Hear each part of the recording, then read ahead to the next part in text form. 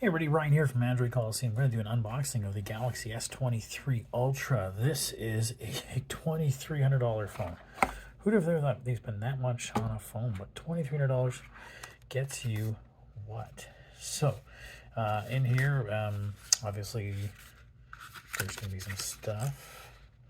There's a cord in there. There's a cord in there. Probably there's your SIM puller tool. Let's look at this thingy here. And it comes off, sticker there, and this is their green color. So obviously this isn't brand new because we get to all try out these different phones. So very basic in terms of what it comes with, right? It's just going to come with the device and a cable. No set of headphones, not much else to it, but what else do you really need? So I'm gonna check this out. Obviously the cool feature about the S23 Ultra is it does come with its own stylus.